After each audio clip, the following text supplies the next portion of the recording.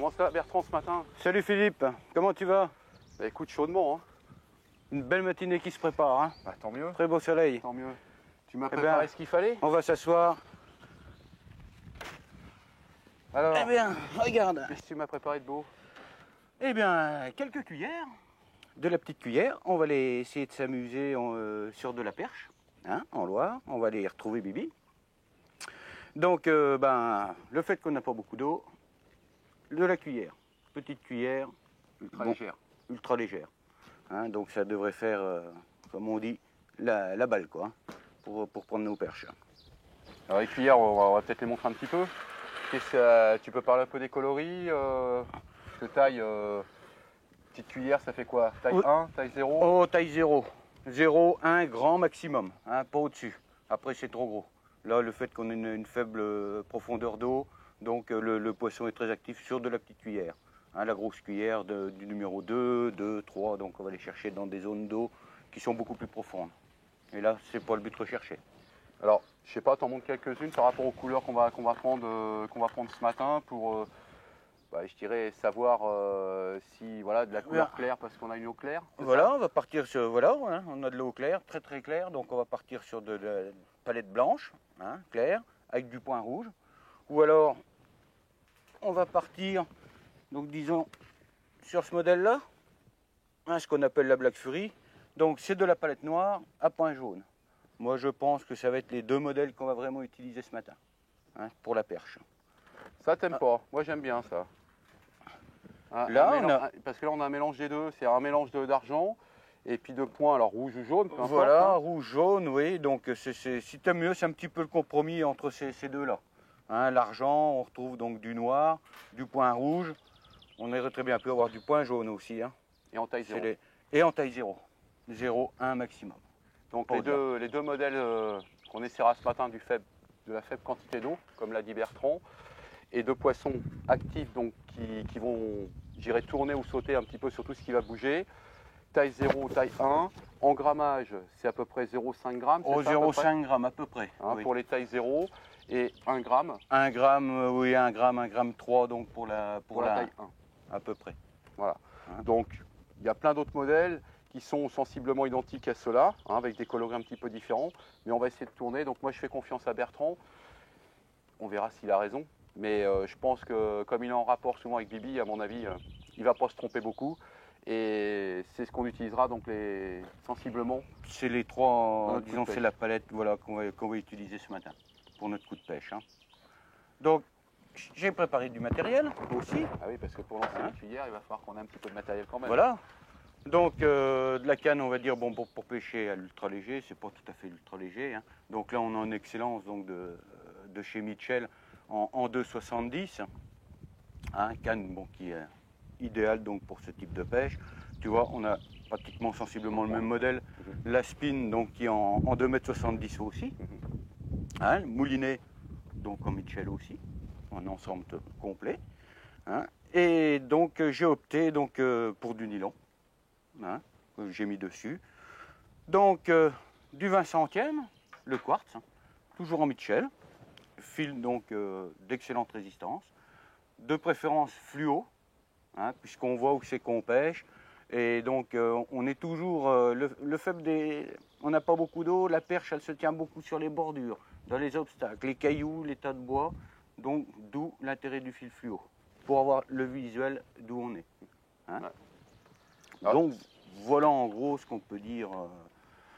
Je vais revenir un petit peu sur les cannes et sur les moulinets. C'est vrai que tu disais tout à l'heure que là c'est des cannes, on va dire de lancer léger plutôt que ultra léger.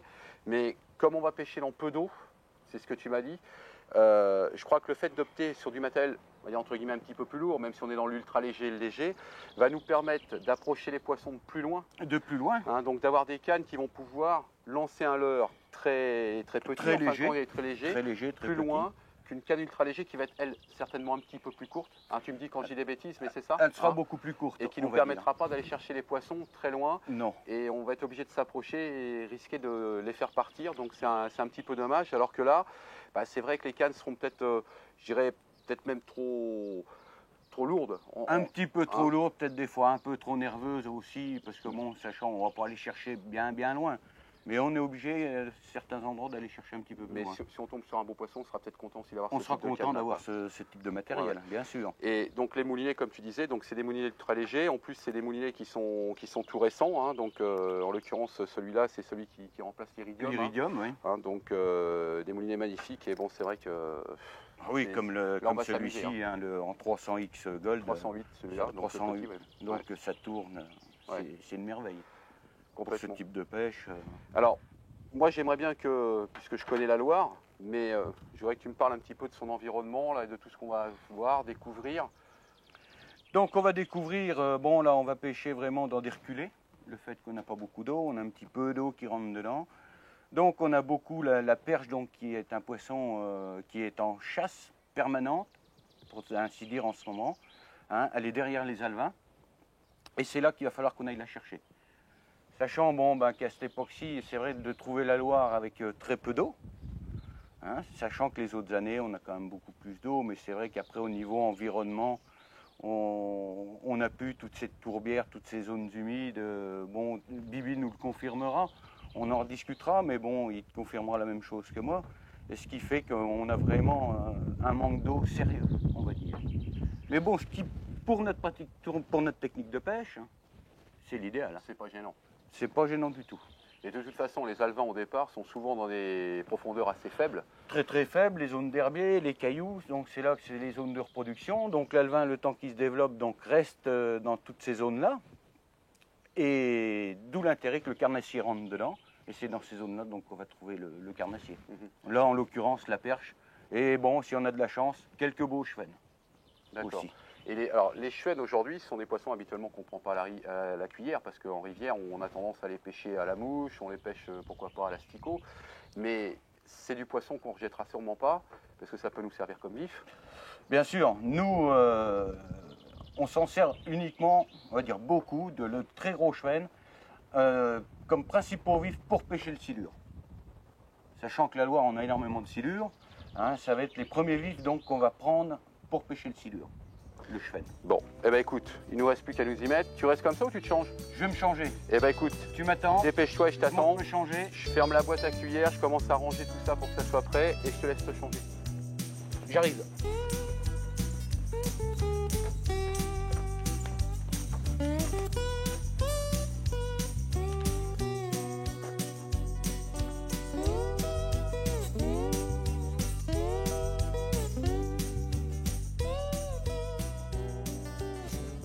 Alors Bertrand, on a décidé là, de prospecter un petit radier qui, comme on peut le voir, là, a on va dire quelques branches mortes et autres qui freinent le courant pour essayer de tenter quelques perches. Oui. Alors, avant de parler du poisson ou de la façon de le pêcher, on est en plein été, comme on peut le voir, parce qu'il fait très chaud, mais surtout avec une eau qui est très basse. Alors ça, j'aimerais bien que tu m'en parles un petit peu, parce que comme on peut le voir, il n'y a vraiment pas beaucoup d'eau. Est-ce qu'aujourd'hui, ça a une incidence, je dirais, sur l'écosystème, sur la faune, la flore, ou est-ce que sur le principe, ça ne dérange pas? Non, mais sur le principe, ça nous dérange quand même énormément. Et ça dérange énormément le système. Parce que bon, c'est vrai qu'on est sur une année extrêmement sèche. Hein. Bon, pour un mois de juin, avoir si peu d'eau, c'est très exceptionnel. Et on s'en rend compte parce qu'on a plein d'algues donc, qui poussent maintenant, donc ça gêne énormément les poissons. La perche à la petite cuillère comme ça, donc on la pêche, on va dire, quand même de très bonne heure, parce que c'est plus une pêche qu'on pratique sur la Loire, par des niveaux comme ça, au mois de juillet ou au mois d'août. Hein, et donc, pareil, très peu d'eau, le poisson un petit peu en activité, beaucoup on va pas parler de pollution, mais d'algues qui se forment, d'herbiers, tout ce qui fait pour, vu le temps qu'on a, donc à développer toutes ces plantes aquatiques. Alors qu'est-ce qu'on pourrait faire pour éviter justement ce problème-là? Comment on pourrait avoir plus d'eau? Est-ce qu'il y a des solutions? Des solutions, on en a quand même pas beaucoup. Hein. À part si la pluie se mettait à tomber un peu. La danse de la pluie, quoi. Voilà, la danse de la pluie. On peut dire aussi qu'on n'a plus beaucoup de saisons. Hein, les saisons, proprement dit, par elles-mêmes, l'hiver, on n'a pratiquement pas de neige, ou on n'a pas du tout de neige, hein, très peu de pluie. Et ce qui fait qu'on arrive à avoir des niveaux maintenant qui sont très très bas. Hein. Et on peut dire une ligne aussi la ligne de la Loire, la ligne d'eau, hein, qui se creuse de plus en plus. Le niveau descend. La rivière par elle-même baisse. Et ça, c'est lié à quoi? Donc uniquement à la chute d'eau ou à d'autres problèmes? C'est lié donc à la chute d'eau, les ensablements, donc on a la rivière qui s'élargit quand même aussi par elle-même. Vraiment qu'on a une eau qui monte un peu, bon tout de suite on a de l'érosion donc sur les bordures. Et donc tout ça joue et fait que la rivière, on se retrouve avec pas beaucoup d'eau. Et alors, pourtant, on a mis, je dirais, des barrages ou des choses en ce genre-là pour réguler justement ces hauteurs d'eau. Sur la Loire, ça n'a aucune incidence? Ça n'a pas beaucoup d'incidence. Bon, là, ces derniers temps, on s'aperçoit donc qu'elle remonte un petit peu. Donc, il faut savoir, c'est parce qu'ils ouvrent des barrages en amont, parce qu'on a une centrale donc nucléaire, la centrale de Belleville, donc qui demande de l'eau pour être refroidie. Donc, ils sont obligés de relâcher un petit peu d'eau quand même tous les soirs. Mais autrement, on l'a vu ces derniers jours, beaucoup plus basse que ça encore. Et alors là, oui, on va dire, pour ainsi dire, on n'aurait pas pu pêcher là. Donc on aurait été carrément au sec, quoi. On aurait été au sec. Et alors l'incidence par rapport au poisson, en l'occurrence? Alors l'incidence par rapport au poisson, c'est que le poisson est totalement, on va dire, déboussolé, perdu, hein, parce qu'il n'a pas l'habitude donc d'avoir des niveaux d'eau comme ça à cette époque-ci. Hein, donc on n'a pas eu d'hiver, on revient toujours donc le fait des saisons. On s'aperçoit qu'on a beaucoup de poissons qui n'ont pas frayé à la bonne époque. Hein, il y a des brochets sur la rivière qui sont encore pleins d'œufs. Hein, et nous sommes quand même au mois de juin. Et donc, ça, c'est lié simplement au fait de la variation de hauteur d'eau? Voilà, hein, la variation d'hauteur d'eau, les températures d'eau, hein, parce qu'on a de l'eau quand même qui est à 25. Là, oui, on rendre compte. C'est une piscine chauffée. C'est une piscine chauffée, oui. Alors fatalement, donc hormis le fait de déranger le poisson pour la pêche, donc pour les pêcheurs que nous sommes, mais en plus d'empêcher une bonne reproduction, donc fatalement une pérennité de la race. Voilà. Hein, et donc on risque à un certain moment de payer sur des années moins fastes. Ah bien sûr, ça c'est sûr et certain que dans quelques années on le paiera. Cette année est vraiment catastrophique, on la paiera dans quelques années, oui. C'est sûr. Alors c'est dommage parce que c'est vrai que quand on a des très belles rivières comme est la Loire, puisque bon on la connaît, hein, c'est une rivière fabuleuse avec beaucoup de poissons différents, un profil différent aussi, hein, avec les culs de grève, avec les radiers comme on a là. C'est vraiment dommage qu'à cause du problème des saisons qui sont moins bien équilibrées, on risque, je dirais, de déséquilibrer complètement la faune à ce niveau-là. Bien sûr. Ça, on est vraiment dans un système là qui est, on n'y peut rien. Hein. C'est les saisons, c'est tout ce qu'on veut. Mais c'est vrai que ça reste un fleuve, hein, parce qu'on peut dire que c'est quand même le dernier fleuve sauvage quand même de la France, vraiment sauvage. Et bon, c'est dommage de le voir, on va pas dire en perdition, mais bon, bien avancé. Et est-ce qu'il y a des poissons moins touchés que d'autres? Là, vu la saison à laquelle on est, non, tous les poissons sont touchés. Bon, on n'a qu'un poisson où ça ne gêne pas du tout, hein, c'est le silure. Le silure, même lui, par des eaux très basses comme ça, des eaux extrêmement chaudes, on va dire que lui, il est vraiment ravi, il est vraiment dans son milieu. Lui, plus c'est chaud, le meilleur c'est pour lui. Hein. Ah, tiens, tu vois. Ouais. Moi j'ai une petite touche, je ne l'ai pas pris, et toi apparemment tu l'as accroché. J'avais eu une touche donc tout à l'heure, tu vois, il a... C'est une petite perche. Non, même pas, c'est un petit chouette. Hop, hop, on va se mouiller les mains. Tu vois, pas très gros. Ouais. Mais bon, un poisson pour s'amuser. Hein. Et vraiment bien. Alors là, on est venu essayer donc de prendre des perches, hein, puisque bon, je pense que c'est pour ça que tu pensais qu'au départ c'était une perche. Oui. Hein. C'est vrai qu'à la cuillère, on a tendance toujours à plutôt chercher le carnassier. Mais il y a un poisson blanc, en l'occurrence le chouenne. Décidément, ça fait 2 fois que je la rate celle-là, qui est un poisson qui défend un peu la chronique parce que c'est souvent qu'on peut le prendre à la cuillère, voire au vif. Ah, bien sûr. Hein. Et c'est un poisson qui est, bon, pour moi, très très combatif, qui est aussi intéressant que la perche, hein, à pêcher. D'ailleurs, tous les gens, hein, se mettent à pêcher la perche comme ça, l'ultra léger. Moi, je sais que personnellement, je viens un après-midi complet, uniquement pour prendre du chouenne, m'amuser sur du chouenne, que ce soit à la cuillère ou à la mouche. Mais c'est un poisson vraiment de sport, parce qu'on peut tomber sur de très gros sujets, hein, de 2 kg, 3 kg, les chevens, et là c'est un vrai combat, vraiment le combat. Et puis au pire, ce qui est possible, dans le cas où on n'arrive pas à attraper de perche, et ça peut être le cas aujourd'hui, on peut toujours garder les chevens pour s'en servir comme des vifs, parce que comme tu disais, non seulement il y a un bon combat quand on le prend, mais c'est aussi un très bon vif après si on décidait d'aller prendre quelques silures un petit peu plus tard, quoi. Ah, tout à fait, hein. Tout à fait. Très bon vif, très résistant donc dans les courants. Un vif qui travaille très bien. Ah, j'ai eu un petit souci. Très intéressant le chevenne. Mais bon, on va arriver à faire quelques perches quand même. Surtout On est rentré un peu vite dans l'eau, donc on a fait un petit peu de bruit. On a dû écarter un petit peu les poissons. Mais bon, je pense que... Et les perches, donc ça c'est une période où c'est faste, parce qu'en ce moment ils sont sur les bancs d'Alvin. Voilà, Hein, on a très peu d'eau, donc il y a eu des frays comme de poissons blancs. Et là pour l'instant elles sont sur les bancs d'Alvin pour se nourrir. Alors donc elles sont quand même relativement assez agressives. Elles sautent un petit peu sur tout ce qui bouge, hein. Et la petite cuillère tournante, il n'y a rien de tel. Hein. Ah oui, ah ouais.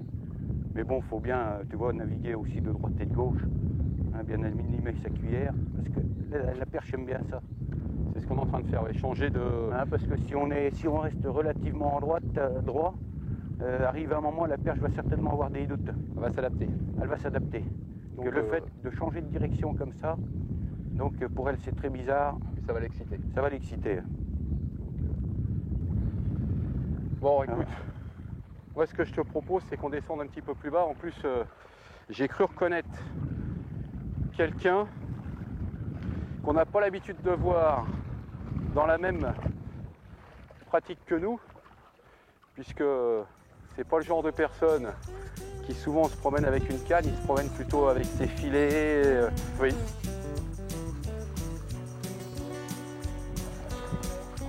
Comment ça va, Bibi? Salut Jean-Marc.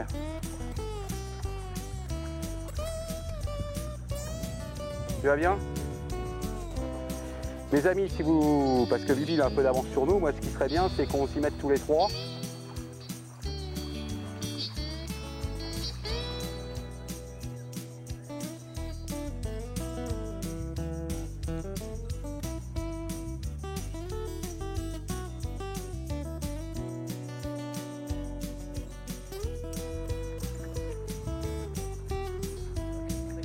Ouais.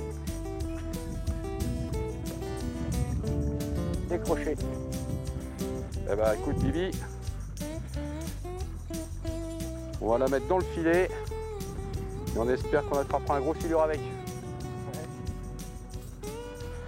Celle-là on va la mettre en filet et puis on va la manger.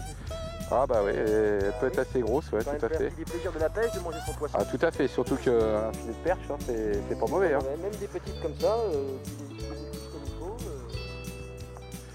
Et là c'est vrai qu'on d'un seul coup, on a l'impression qu'elles se sont mises tout de suite en activité là. On a du poisson qui se met en activité d'un seul coup. Oui. Tiens. On a une autre. Ah celle-là elle est un peu plus grosse.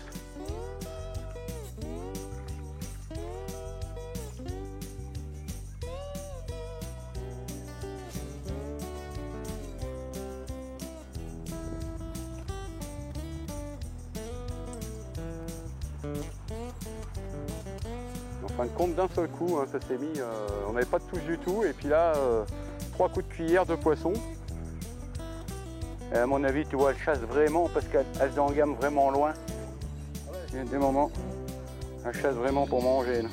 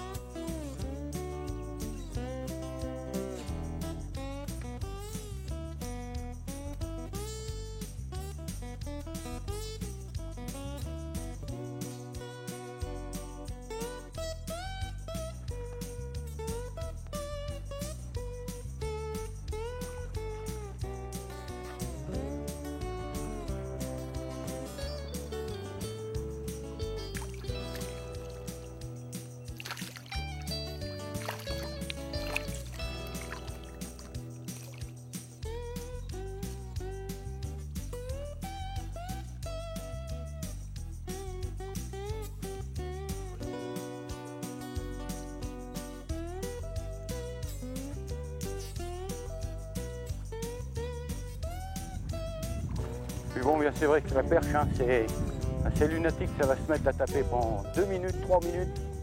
Elles vont être folles. Et paf, ça s'arrête comme ça, on ne sait pas pourquoi. Et ça peut reprendre dans un quart d'heure. Ouais, ça peut être le banc aussi qui se déplace. C'est le banc qui se déplace, oui. C'est vrai, donc à force de taper tout le temps au même endroit, on arrive à les faire déplacer un petit peu.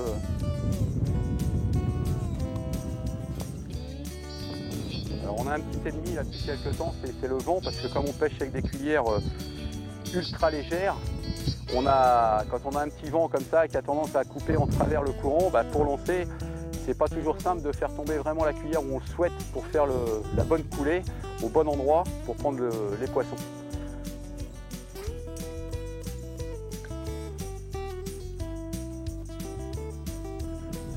Alors écoutez, moi je pense que je vais remonter voir mes deux amis.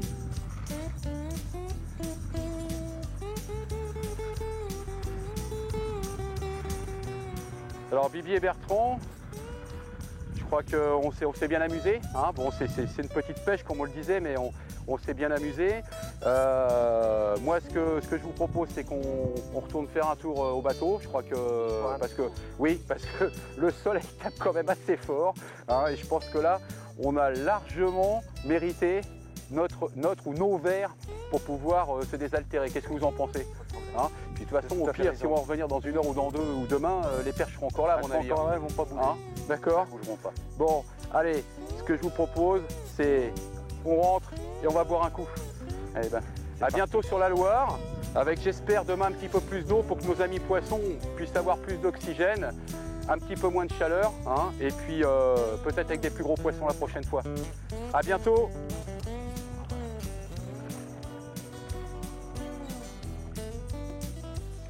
Alors les gars, merci pour cet après-midi, puisque on a pris des coups de soleil, des poissons, mais Bertrand, on n'a pas dit où on était, ça serait peut-être bien quand même de dévoiler un petit peu nos coins. Oui, on peut. On est sur le bec d'Allier. D'accord, dans le département de la Nièvre. Dans le département de la Nièvre. Alors, Bibi, qui est donc, comme je l'ai dit, le pêcheur professionnel, mais aussi, comme vous l'avez vu, un fin pêcheur à l'ultra léger. C'est quelqu'un qui met en place des séjours de pêche, hein, où il accompagne, je dirais, des clients. Alors j'aimerais bien que tu nous en parles un petit peu. Bah, disons qu'on accueille les gens à la journée. Le matin est vraiment consacré à la pêche, donc la levée des lignes à silure, les nasses, les entours, enfin une palette d'engins dormants que l'on emploie. La pêche de la friture à la Seine et à l'épervier. Et puis donc on mange le poisson pris le matin sur le bateau, et l'après-midi est plus consacré à la découverte du patrimoine nigérien.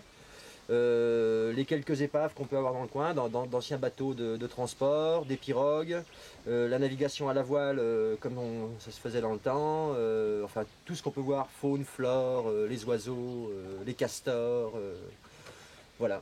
Alors si vous voulez passer une journée avec Bibi, soit pour pêcher à l'ultra léger comme on vient de faire, soit pour aller faire des grosses pêches, ou aller voir les castors, parce que ça, je vous signale que les castors, à mon avis, ça ne demande qu'à être vu, et Bibi connaît tous les secteurs où il y en a. N'hésitez pas à le contacter, donc je vous donne le numéro de téléphone, le 03 86 57 69 76. C'est avec plaisir qu'il vous accueillera, et bonne journée à vous. Maintenant, il ne nous reste plus qu'une chose à faire. Bibi nous avait promis un quoi boire. Tu nous le payes ce coup, Bibi? C'est parti. Allez.